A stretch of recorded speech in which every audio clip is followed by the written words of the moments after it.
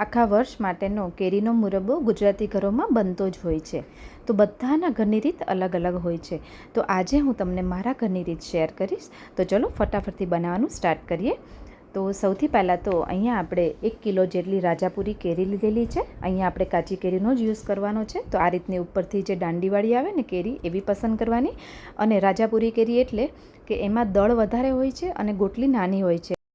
તો આ રીતે અહીંયા આપણે કેરીની છાલ ઉતારવાની રહેશે અને છાલ ઉતારી ડબલ છાલ ઉતારજો, એટલે બીજી વાર પણ તમારે એની આ રીતની છાલ ઉતારી લેવાની, એટલે જલ્દીથી એક રસ થઈ જશે મુરબ્બો અને એકદમ સરસ બનશે. એટલા માટે તો આ રીતે એને ભાગ કરી દેવાના છે પહેલાં તો આ ઇઝીલી તમે હંમેશા રાજાપુરી કેરી છે ને તમને ઉપરથી એમ કડક દેખાશે, પણ જ્યારે તમે એની છાલ ઉતારીને કટ કરશો ને તો એકદમ ઇઝીલી કટ થઈ જશે.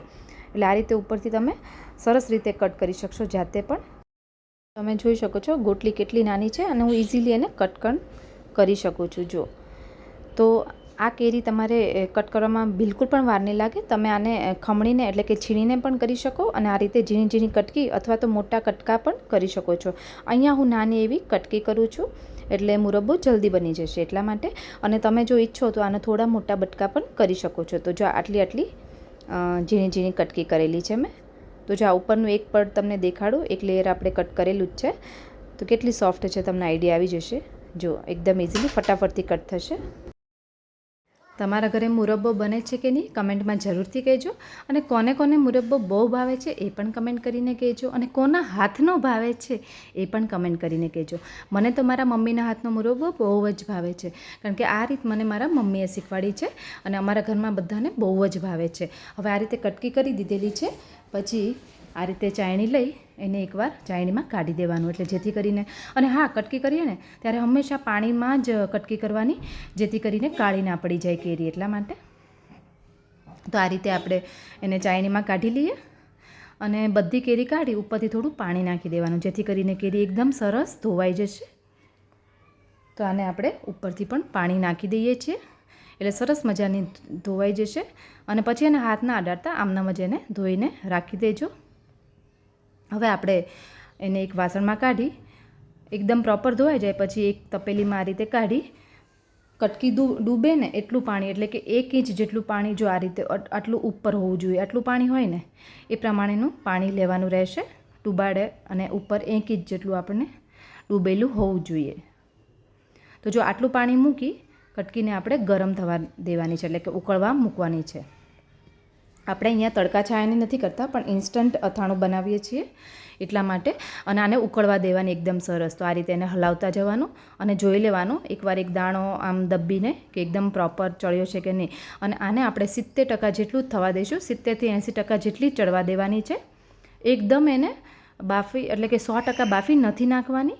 તો આ રીતે એને વચ્ચે વચ્ચે હલાવી દેવાનું પ્રોપર અને એકવાર ચેક પણ કરી લેવાનું. તો આ રીતે જો તમે 100% એને બાફી દેશો ને તો એકદમ છુંદો થઈ જશે આપણી કટકી કેરીનો, મુરબ્બો લાગશે જ નહીં, સાવ બધું એકદમ મેશ થઈ જશે. પણ થોડું એટલે 70 થી 80% ભાગ તમે રાખશો ને જો આ રીતનો, એટલે પ્રોપર પછી પણ તમારે એને ચાસણીમાં નાખવાની છે ત્યારે પણ થોડી ચડી જશે પ્રોપર એટલા માટે.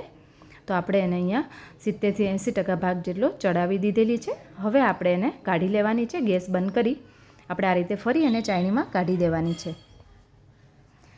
તો બધી કટકીને આ રીતે ચાયણીમાં લઈ લેવાની રહેશે. આ તમને પ્રોસેસ ભલે લાંબી લાગે પણ તમે બનાવશો ને તો તમને એકદમ ઇઝી લાગશે. બિલકુલ પણ લાંબી નથી અને એકદમ ઇઝી રીતે થઈ જશે. પણ હું તમને સ્ટેપ બાય સ્ટેપ એટલે આ રીતે પ્રોપર સમજાવું છું, જેથી કરીને તમે પ્રોપર પહેલી વાર પણ બનાવતા હશો ને તો એકદમ મુરબ્બો તમારો પરફેક્ટ બનશે એટલા માટે.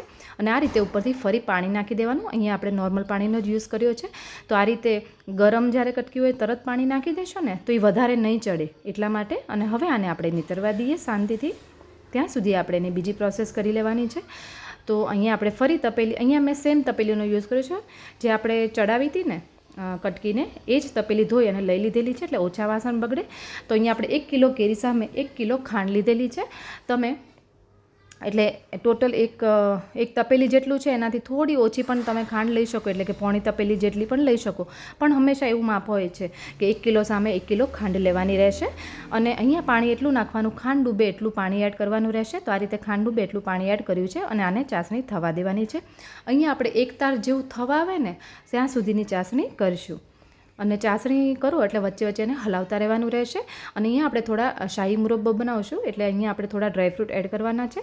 તો થોડી કાજુ, થોડી બદામ, પછી થોડાક આપણે અહીંયા એલચી, પછી અહીંયા તજે પણ નાખેલા છે. તમે લવિંગ ઈચ્છો તો થોડા લવિંગ પર 4-5 નાખી શકો છો, પણ અહીંયા હું લવિંગનો યુઝ નથી કરતી. બધાને અમારા ઘરમાં થોડો ઓછો ટેસ્ટ ભાવે છે, એટલા માટે હું ખાલી તજ લઉં છું. તજથી પણ એનો ટેસ્ટ એટલો બધો સરસ આવશે ને કે તમે ના નાખતા હોય ને તજ ને એલચી ને આ ડ્રાયફ્રૂટ, તો એકવાર જરૂરથી આ રીતનો મુરબ્બો બનાવીને ટ્રાય કરજો. ઘરમાં બધાને બહુ જ ભાવશે, નાનાથી લઈ મોટા બધાને એટલો બધો ભાવશે ને, બધા આંગળા ચાટતા રહી જશે, એટલો બધો સરસ ટેસ્ટી બનશે. અને થોડું કેસર એડ કરવાનું રહેશે. કેસરથી એનો દેખાવ તો સારો આવશે જ, પણ એના તાતણા ઉપર આવશે ને અને ખાવામાં આવશે ત્યારે બહુ જ મજા આવતી હોય છે, અને એનો ટેસ્ટ એકદમ બદલાઈ જશે મુરબ્બાનો, એટલો બધો સરસ આવશે. તો એકવાર આ રેસીપી જરૂરથી ટ્રાય કરજો. હવે આ રીતની ચાસણી ઓગળી જાય ને, ખાંડ એકદમ ઓગળી જાય ને, પછી એમાં આપણે થોડા જે તજ લીધેલા છે એ, અને સાથે આપણે એલચી જે લીધેલી છે ને 10-12 જેટલી, એને પણ આ રીતે એડ કરી દેવાની. આખી એલચી, આનો ભૂકો નથી કરતી હું, આમનામ ખોલી અને તરત એડ કરી દઉં છું, એટલે સુગંધ સરસ આવશે એની, અને મોઢામાં આવશે ને તો પણ મજા આવશે. તો આ રીતે જ્યારે ચાસણી થાય એટલે કે ખાંડ ઓગળે ને, ચાસણી આપણે પછી ચેક કરવાનું, પહેલાં આ 2 વસ્તુ નાખી દેવાની, જેથી કરીને એનો ટેસ્ટ ને સુગંધ વધારે સરસ આવે. ડ્રાયફ્રૂટ લાસ્ટમાં એડ કરશું, નહીં તો એકદમ પોચા પડી જશે, એટલા માટે. તમે જોઈ શકો છો એક તારની ચાસણી થવા આવે એવું લાગે છે. તો આ ટાઈમે તમારે એના અંદર આપણે જે કોરા પાડવા રાખેલા હતા ને કટકી, એની અંદર ધીરે ધીરે એડ કરવાની રહેશે. તો આ રીતે સાઈડમાંથી એડ કરજો, નહીં તો તમને છાંટા ઉઠશે ને દજાશે. અથવા તો તમે ચમચાથી કે જારાથી પણ ધીરે ધીરે અંદર એડ કરી શકો. અને આને આપણે હળવા હાથે હલાવવાનું છે, અને એકવાર આ રીતે હલાવી એને થવા દેવાનું. એટલે કે આમાં પણ હવે એક તારની ચાસણી થાય ત્યાં સુધી વેઇટ કરવાની રહેશે. તો બિલકુલ પણ વાર નહીં લાગે, કારણ કે આ જે કટકી છે ને એનું પણ થોડું પાણી છૂટશે, કારણ કે પાણીનો ભાગ હોય એ બળે ત્યાં સુધી તમારે થવા દેવાનું રહેશે. એટલે મુરબ્બો આખા વર્ષ સુધી એવો ને એવો રહેશે, બિલકુલ પણ ખરાબ નહીં થાય. તમે જોઈ શકો છો આપણી જે કટકી છે એકદમ ટ્રાન્સપરન્ટ થઈ ગઈ છે મુરબ્બા સાથે, એટલે કે ચાસણી સાથે, અને એકદમ પ્રોપર મિક્સ થઈ ગઈ છે. જો હવે આપણે ચાસણી થઈ છે કે નહીં એ ચેક કરીએ. તો હવે આપણે ચેક કરી લઈએ. તો એક તાર જેવું થવા આવ્યું છે. જો આ રીતે કરીએ ત્યારે એક તાર જેવું બને ને ત્યાં સુધી આપણે થવા દઈશું. જો બસ આવું થાય એટલે આપણે એના અંદર ડ્રાયફ્રૂટ એડ કરી દેવાના રહેશે. તો એનો મતલબ કે આપણો મુરબ્બો એકદમ પ્રોપર થઈ ગયો છે. અને આ ઠંડો થશે એટલે જાડો થઈ જ જશે. એટલે અત્યારે તમને ભલે પતલો લાગતો, પણ એ તો ગરમ છે એટલા માટે. હવે ચાસણી ઠરશે એટલે જાડી થવાની જ છે. તો આપણે ડ્રાયફ્રૂટ એડ કરી દીધા, એમાં કાજુ અને બદામ, અને થોડું આપણે જે કેસર લીધેલું છે એ પણ એડ કરશું લાસ્ટમાં. કારણ કે જો પહેલાં એડ કરશો ને તો કેસરનો લાલ કલર થઈ જતો હશે, તો મુરબ્બો આપણો યલોની જગ્યાએ એકદમ આમ રેડ જેવો લાગશે. પણ આ રીતનો તમે લાસ્ટમાં એડ કરશો ને, ટેસ્ટ તો સારો આવશે જ, સુગંધ સારી આવશે ને, એક તાતણા તમને દેખાશે મુરબ્બામાં, એટલો બધો સરસ લાગશે ને દેખાવમાં. હવે આપણે મુરબ્બો થઈ જાય, હવે આ લાસ્ટ સ્ટેજ છે કે એમાં ખાંડ એકદમ ઓલી કહેવાય ને, અમુક ટાઈમે જામી જતી હોય છે આખા વર્ષ માટે રાખીએ ને ત્યારે. તો એવું ના થાય એના માટે અડધું લીંબુનું ફાડું આ રીતનું લઈ અને એમાં લીંબુનો રસ નાખવાનો છે, જેથી કરીને મુરબ્બો એકદમ જાડો નહીં થાય, નીચે ચાસણી પણ નહીં રહે, એકદમ પ્રોપર આવો નવો આખા વર્ષ માટે રહેશે. એટલા માટે એ સ્ટેપ કરવું જરૂરી છે. તો આને આપણે પ્રોપર મિક્સ કરી દેવાનું, પછી 1 મિનિટ માટે રાખી હલાવી અને ગેસ બંધ કરી દેવાનો રહેશે. તો આપણો મુરબ્બો રેડી છે. તો અહીંયા આપણે ઠંડો થાય પછી આ રીતે કાચની જે બોટલ આવે છે એને પ્રોપર ધોઈ મેં તડકે રાખી હતી.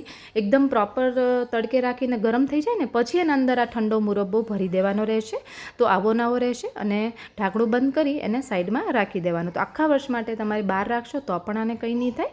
તો આજની જો મારી મહેનત તમને થોડી પણ ગમી હોય ને તો મારા વિડીયોને એક લાઇક કરી દેજો, શેર કરી દેજો, અને હજુ સુધી ચેનલ સબસ્ક્રાઈબ ના કરી હોય તો ચેનલને સબસ્ક્રાઈબ પણ કરી દેજો. મારા વ્યુઅર્સ મને જ્યાંથી જોવે છે ને એ સિટીનું નામ કે ગામનું નામ મને જરૂરથી જણાવજો, અને કોને કોને મુરબ્બો ભાવે છે એ પણ જરૂરથી જણાવી દેજો.